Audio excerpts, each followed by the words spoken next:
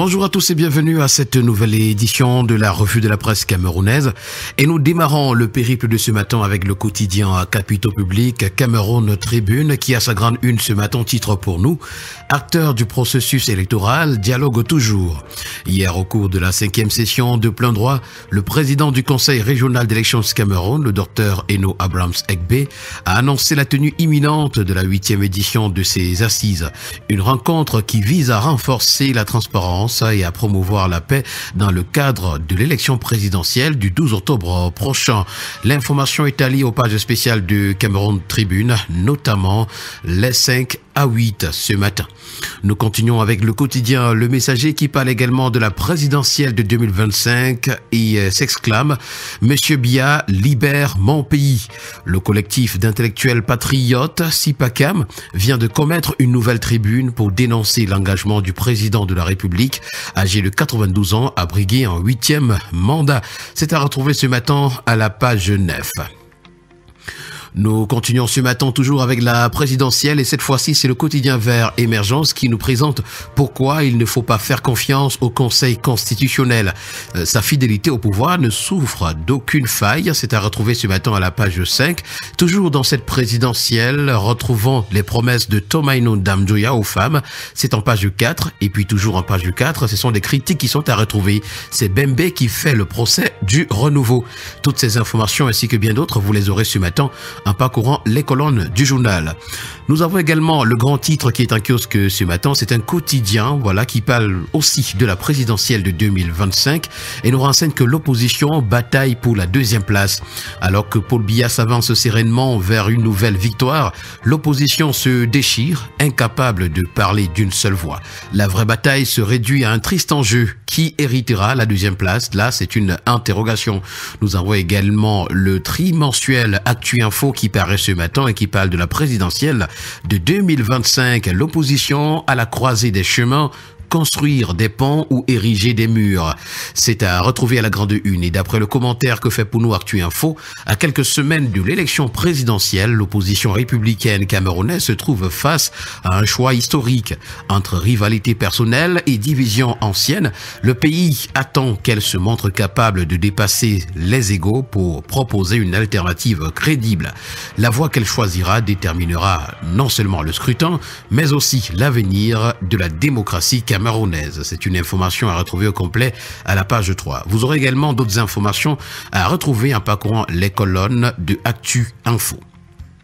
Nous continuons ce matin avec le quotidien bleu d'Amalmana qui parle des ventes de tenues scolaires qui se font au ralenti. 2 semaines avant la reprise des cours, l'affluence dans les lieux de confection n'est pas au rendez-vous. Un portrait également présenté ce matin dans les colonnes du journal. Vie et mort de Jules Marcellin Diaga, c'est à retrouver. L'ancien gouverneur de la région du Sud repose désormais à Monatélé dans son village natal. Et puis toujours au sujet de la présidentielle 2025, c'est Elecam qui appelle à un processus électoral apaisé. L'affaire de Meurs est brandie ce matin à la page de présentation du quotidien Mutation. Obala soupire, c'est d'ailleurs le titre qui est présenté. L'envoyé spécial du journal s'est rendu hier dans la ville du département de la Léké suite à la vidéo controversée répandue sur les réseaux sociaux en lien avec l'évêque du diocèse. Ça, c'est à retrouver à la page 5. Monnaie en page 7, les pièces sont toujours rares. Et puis population camerounaise, retrouvons ces estimations faute de recensement à la page 6. À Gaoundéré, d'après le quotidien régional d'information du Nord Cameroun, l'œil du Sahel de Guy Gaitama, l'héritage d'Aladi Abo divise ses enfants. C'est à retrouver au complet à la page 5. Le quotidien L'Info à chaud pour sa part nous fait savoir que malgré l'injonction du MINSEP, il y aura match. Il s'agit bien évidemment du chronogramme des élections de 2025 à la FECA Foot affiché dans les colonnes du journal. Et puis, en haut de une, c'est un communiqué qui dénonce les dérives du MINAD attribué à l'UNDP. Et cette fois-ci, l'UNDP dénonce un fake. Parlons d'économie avec Expression économique, l'hebdomadaire qui nous conduit à l'extrême nord où le ministre des Finances lance des centres de négoce. Le ministre des Finances, Louis-Paul Motazé, a présidé le 26 août la cérémonie de signature des conventions constitutives dédiées au fonctionnement des 10 centres de la Direction générale des douanes et les communes de Boura, Fotokol, Kolofata et Moura. C'est à retrouver ce matin en parcourant les colonnes du journal. Nous avons également, toujours en économie, le premier quotidien économique de la zone CEMAC, l'économie qui parle du budget 2025. Exécution peu satisfaisante au premier semestre. Une évaluation à mi-parcours met en exergue certains obstacles qui n'ont pas favorisé de meilleurs résultats à ce stade de l'exercice. Événement également, l'économie Business Summit repart à Paris sous un nouveau format. C'est à retrouver également. Nous continuons en santé avec le quotidien Éco-Santé notamment qui parle de la famine en vue au Cameroun. C'est le programme alimentaire mondial qui prévient.